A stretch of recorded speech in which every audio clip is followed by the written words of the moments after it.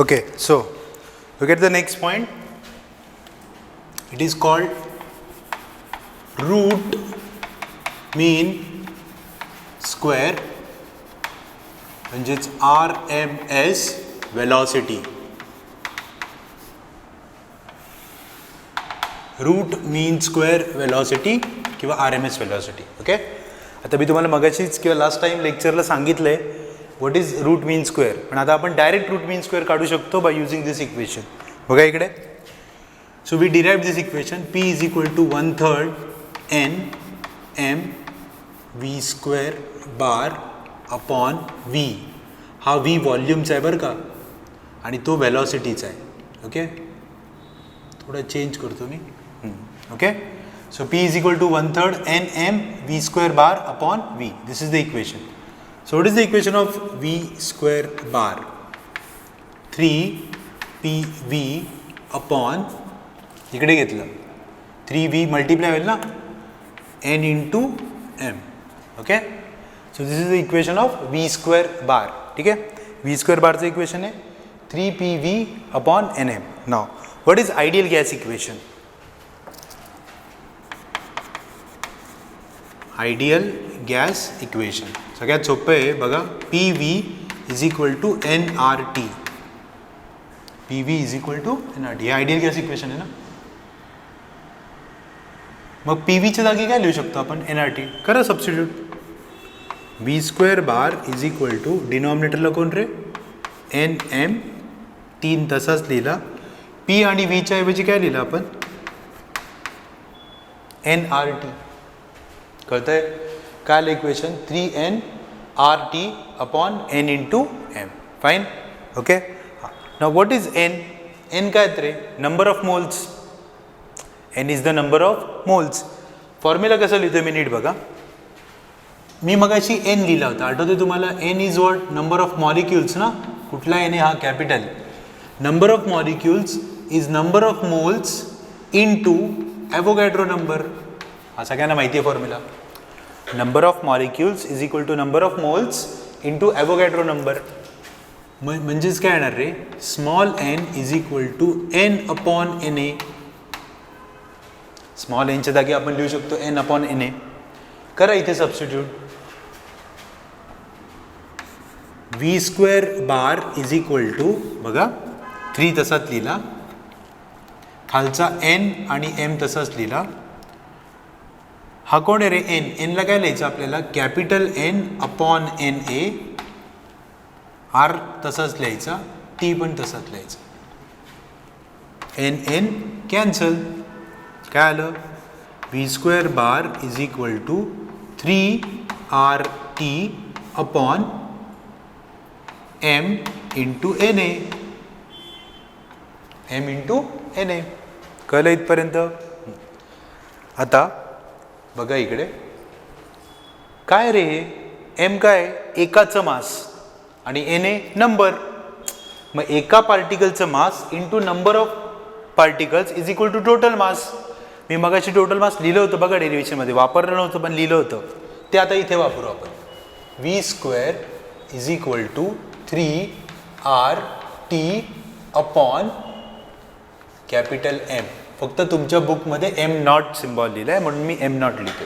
Okay, so V square bar is equal to 3RT upon M0. आता आपल्याला तर route काढायचं आहे ना, हे स्क्वेअर आहे, मग या रूट.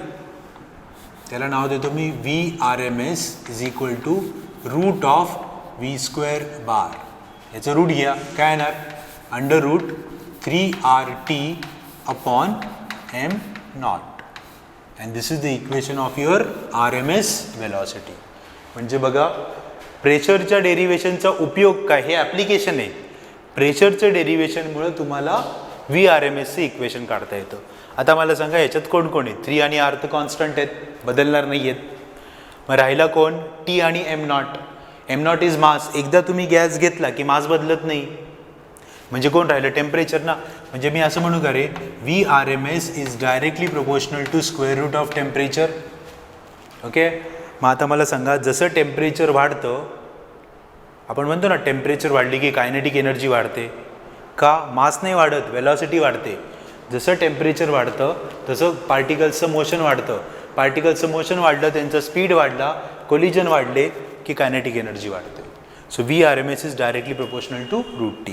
आता हे इक्वेशन तुम्ही ऑलरेडी शिकलाय. कुठे माहिती का रे? Last year there was a chapter called sound waves.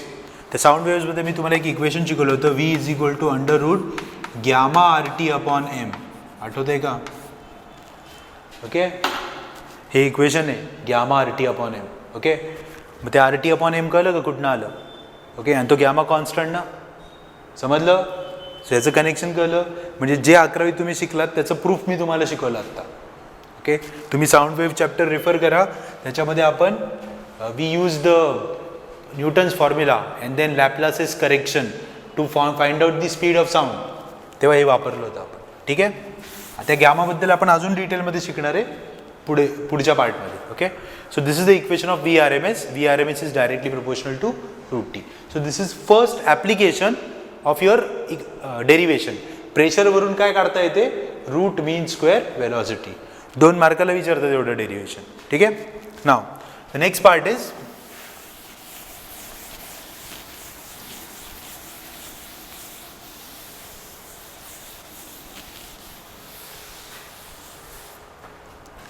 the interpretation of temperature in kinetic theory. Okay, so we are going to interpret the temperature in kinetic theory. आता कसं करणार आहे आपण ते बघा. काय इक्वेशन आहे आपलं? P is equal to 1/3 N m v²/v. Okay, this is my equation. So PV is equal to 1/3 N m v²/. नाही, आता आपण काहीच नाही ना. ओके, नाव काय करतोय मी नीट बघा.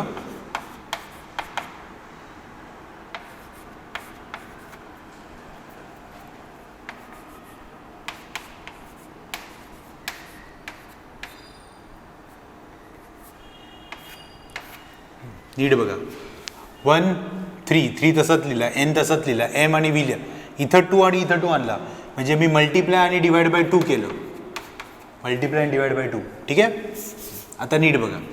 हा जो फॉर्म्युला आहे ½ mv², हा कोणाचा फॉर्म्युला आहे रे? कायनेटिक एनर्जीचा. ½ mv² is a formula for kinetic energy. PV is what? Pressure and volume. N is the number बदलेल का कधी? नाही, म्हणजे तिथे कायनेटिक एनर्जी आली. Okay, so kinetic energy remains constant. म्हणजे हे राईट हँड साईडच्या सगळ्या टर्म्स कॉन्स्टंट आहेत. तुम्ही म्हणाल सर कायनेटिक एनर्जी कसं काय कॉन्स्टंट आहे? मी शिकवलं ना, collisions are elastic, so there is no loss of kinetic energy. Kinetic energy loss होत नाही म्हणजे ती कॉन्स्टंट आहे. म्हणजे हे सगळे कॉन्स्टंट आहेत ना, म्हणजे PV कॉन्स्टंट आला. अरे हा बॉइल्स लॉ आहे. PV is equal to constant. याचा अर्थ P is inversely proportional to what? Volume. Okay, तुमच्या पुस्तकात त्यांनी सांगितलं नाही हा बॉइल्स लॉ आहे, पण तुम्हाला कळलं का? P is inversely proportional to V. म्हणजे याचा अर्थ त्या डेरिवेशननी तुम्ही बॉइल्स लॉ पण प्रूव्ह करू शकता. ठीक आहे, आत्ता मी हे असंच ठेवतो. Okay, now what is total energy of molecule? बघा, एका मॉलिक्यूलची एनर्जी किती आहे? याला इक्वेशन 1 देऊ आपण. What is kinetic energy for 1 molecule? ½ mv². ठीक आहे, this is energy of 1 molecule. But how many molecules we have? We have n number of molecules. So take n. याला n नी मल्टिप्लाय करा. कळलं? Okay, so what is total energy रे? E is equal to n into ½ mv²/. मग आता जरा equation 1 बघा बरं. काय रे equation 1? PV is equal to 2/3 into n. ही टर्म दिसली का रे? काय लिहू शकतो ह्याच्याऐवजी? n नको, n पण त्याच्याबरोबर आहे ना.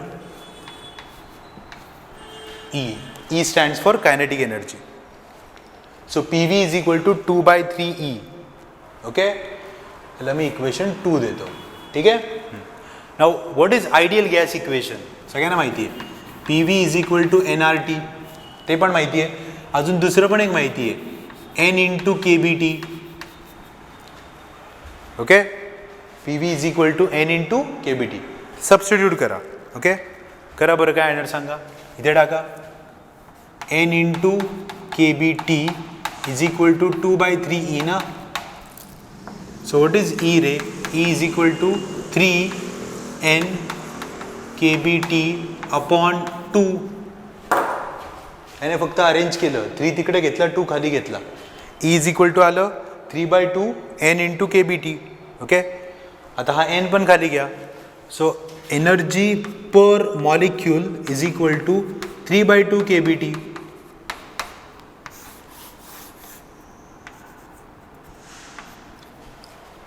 कळलं, समजलं?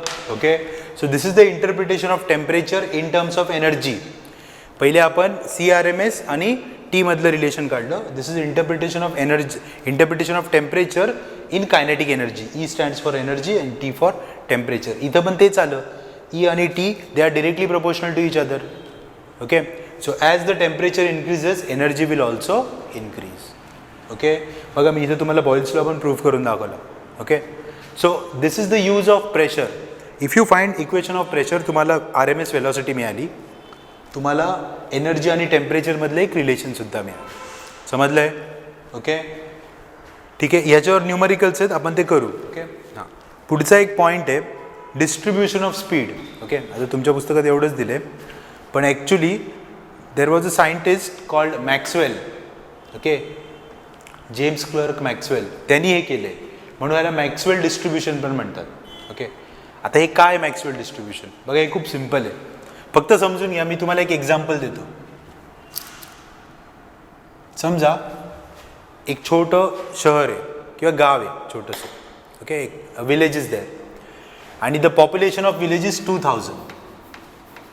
त्या विलेजमध्ये किती लोक राहतात? 2000. ठीक आहे, आपण ना त्याचे 3 ग्रुप करू.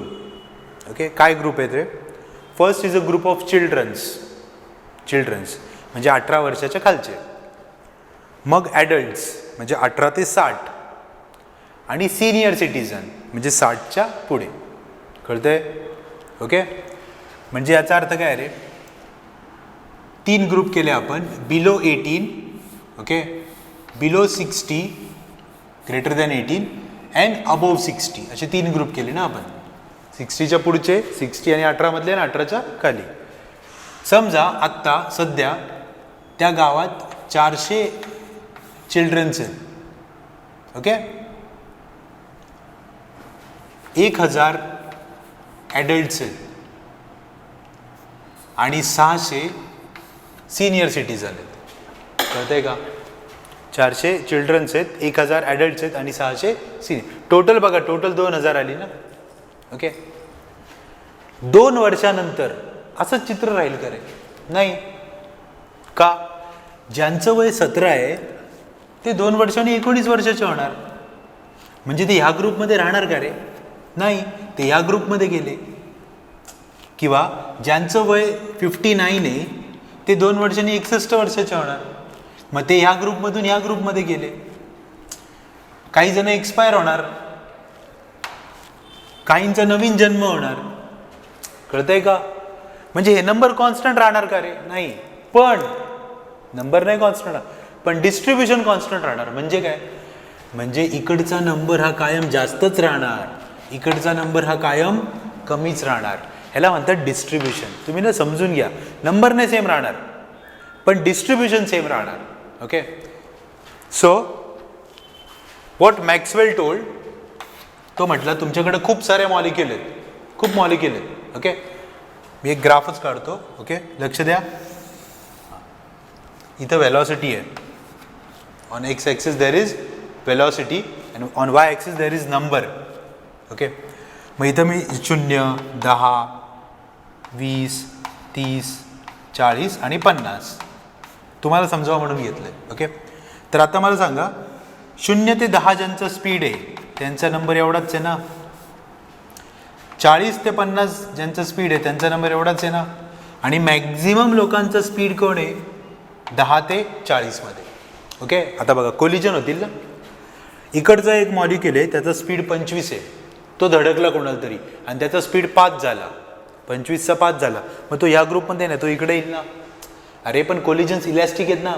जसं याची एनर्जी कमी झाली तशी कुणाची तरी वाढली असेल ना, मग तो इकडनं इकडे जम्प करेल आणि डिस्ट्रीब्युशन सेम राहील. हे मॅक्सवेलनी सांगितलं. तो म्हटला तुम्ही एक्झॅक्ट नंबर नका ट्रॅक करू, एक्झॅक्ट नंबर कधीच सेम येणार नाही, पण डिस्ट्रीब्युशनचा पॅटर्न मात्र बऱ्यापैकी सेम येतो. That is called Maxwell distribution. Okay, ठीक आहे. डेरिवेशन समजले. डेरिवेशनवरनं 2 इक्वेशन डिराईव्ह केले. Okay, fine. Okay, so in last lecture we studied the derivation of pressure of gas in kinetic theory. Okay, today we'll do numericals on it. ठीक आहे. Now before starting numericals आपण फक्त formula लिहून घेऊ रिव्हिजनसाठी. So पहिला formula आपण derive केला होता, pressure is equal to 1/3 n m v square upon v. This v stands for volume and that v stands for velocity. Small m is the mass of molecule and n is the number. Okay, now हा प्रेशरचा formula होता. याच्यानंतर काल आपण एक derivation केलं होतं की from pressure we determined one more formula. Okay, that was of energy of kinetic energy of molecule which was 3/2 kBT. ओके, तो फॉर्म्युला होता 3/2 kBT. ओके, सो आता 2 फॉर्म्युले आहेत आपल्याकडे बेसिकली. अजून काही लागले तर मी तुम्हाला सांगेन. ठीक आहे. नाव पहिला प्रॉब्लेम जो आपण करणार आहे that is example 3.2. Okay, which is from your textbook page number 61. ठीक आहे, तुमच्यासाठी वाचतो मी प्रॉब्लेम ऐका. At 300 Kelvin what is the RMS speed of helium atom? Okay, mass of helium atom is 4 Dalton. 1 Dalton is equal to 1.66 into 10 raised to minus 27 kg. आणि kb म्हणजे Boltzmann constant दिलेला आहे. बघा इकडे पहिल्यांदा आपण गिवन लिहू व्यवस्थित. ओके, फर्स्ट बघा काय सांगितलं त्यांनी. ॲट 300 Kelvin म्हणजे तुम्हाला कोण दिले रे टेम्परेचर. किती दिले टेम्परेचर? 300 Kelvin. ठीक आहे. Okay, second what is the RMS speed of helium atom. काढायचं आहे कोण तुम्हाला? V RMS question mark. The mass of helium atom is, what is mass of helium atom? 4 Dalton. U stands for Dalton. Okay, त्याचे अजून 2 नाव आहेत. It is also called as atomic mass unit और unified mass. Okay, so that is Dalton. आता त्यांनी तुम्हाला 1 डाल्टनची value पण दिलेली आहे. आता ती का दिली आहे रे? कारण kelvin is a SI unit, Dalton is not SI unit. Dalton हे SI युनिट नाही आहे. ओके, मग तुम्हाला ह्या डाल्टनला कन्वर्ट केलं पाहिजे kg मध्ये. मासचं SI युनिट काय असतं? kg. So you have to convert dalton into kg आणि तो कन्वर्जन फॅक्टर दिला आहे तुम्हाला. Okay, so 4 into 1.66 into 10 raised to minus 27 kg. समजलं? मग तुम्हाला 1 डाल्टनची व्हॅल्यू का दिली आहे रे? कारण 1 Dalton is this many kgs. एवढे kg म्हणजे 1 डाल्टन आहे आणि तुम्हाला मास दिले 4. सो 4 इंटू करायचं. पण लगेच करून टाकू. 24 2 26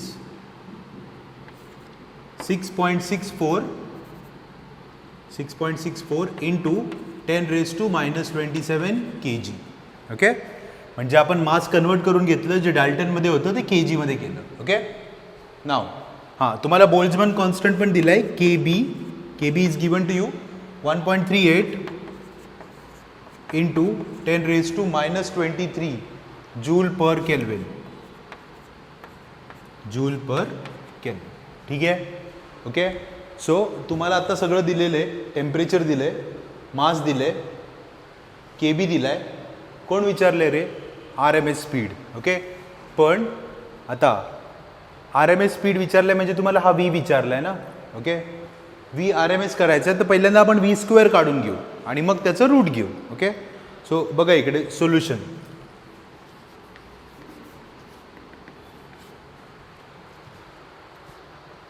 now I'll start with the formula of kinetic energy. काय रे फॉर्म्युला बघा. Kinetic energy is equal to half M V square bar करून टाकायला. ठीक आहे, हा फॉर्म्युला आहे कायनेटिक एनर्जीचा. Kinetic energy is equal to half M V square. अजून एक कायनेटिक एनर्जीचा फॉर्म्युला माझ्याकडे, काय तो 3/2 kBT. ओके, आता तुम्ही म्हणाल सर तुम्ही 2 का दिले, कारण हे बघा तुम्ही असंही करू शकता. तुम्हाला KB माहिती आहे, तुम्हाला T पण माहिती आहे. KB आणि T माहिती आहे, कोण काढून घ्या, एनर्जी काढा. एनर्जी माहिती आहे मग वेलॉसिटी काढता येते. हे 2 स्टेपमध्ये करण्यापेक्षा मी एकाच स्टेपमध्ये करतोय. म्हणून मी कायनेटिक एनर्जीचं समोर काय लिहिलं, half M V square okay is equal to 3/2 kBT. आणि हा जो व्ही आहे हा कुठला स्पीड आहे, RMS. ओके, ते लिहित नाही आपण तिथं RMS नेहमी, पण लक्षात ठेवा तो RMS स्पीड आहे. आता या दोघांना कम्पेअर करा. 2 काय झाला रे, कॅन्सल. तुम्हाला कोण काढायचं, व्ही ना. So V RMS square is equal to, आता नीट बघा तिकडे कोण आहे रे, 3 kBT आहे. न्यूमरेटरमध्ये 3 kBT आहे. इकडनं कोण तिकडे गेलं रे, मास डिवाइड झालं. सो काय आलं formula, v square RMS is equal to 3 kBT upon m. ठीक आहे, नाव आता सबस्टिट्यूशन्स करा. 3 इंटू केबीची व्हॅल्यू 1.38 इंटू 10⁻⁻23 इंटू टेम्परेचर किती दिलं आहे, 300 केल्विन अपॉन मास किती दिलं रे, 6.64 इंटू 10⁻⁻27 kg. ठीक आहे, सगळ्या व्हॅल्यूज टाकल्या आपण. आता हे कॅल्क्युलेशन्स आहेत. ओके, हे तुम्ही लॉगनी करू शकता. ठीक आहे, आता मी तुम्हाला डिरेक्टली आन्सर सांगतो. The answer comes 187.05 into 10⁻⁴. 187.05 into 10⁻⁴. पण हा कोण आलाय रे, हा आलाय VRMS स्क्वेअर. VRMS आलाय हा, पण त्याचा काय, हा स्क्वेअर. आपल्याला स्क्वेअर नाही विचारला, त्यामुळे ह्याचं स्क्वेअर रूट घ्या. So VRMS is equal to square root of VRMS square. Square root घ्या, अंडर रूट 187.05 इंटू 10⁻⁴. याचं स्क्वेअर रूट घ्या. Square root comes 13.68 into 10⁻². 13.68 into 10⁻², म्हणजेच मी असं लिहू शकतो 1368, ते 10⁻² काढून टाकलं, मीटर पर सेकंड. काय मिळालं आपल्याला, VRMS. So here we got VRMS. ठीक आहे, so this is the value of VRMS which we got. काय केलं बघा आपण, काय विचारलं होतं रे तुम्हाला, टेम्परेचर दिलं होतं, मास दिलं होतं, KB दिला होता. KB तर कॉन्स्टंट आहे. तुम्हाला विचारलं होतं VRMS. मग आपण पहिल्यांदा फॉर्म्युला लिहिला कायनेटिक एनर्जीचा, जो आपल्या सगळ्यांना ऑलरेडी माहिती आहे, half MV square is equal to काय लिहिलं पुढे आपण, 3/2 kBT. मग मी कॅल्क्युलेशन केले, 2 कट केला, हा V काढायचा आहे, मग मास तिकडे घेतला, मास डिवाइड झालं. ठीक आहे, then I substituted all the values. हे कॅल्क्युलेशन पार्ट आहे, तुम्ही करू शकता, म्हणून मी डायरेक्ट आन्सर सांगितलं. ठीक आहे, दिस इज VRMS. ओके, आणि मग स्क्वेअर रूट घेतलं, वी गॉट द आन्सर. ठीक आहे, so this was the solve example in your book. Okay.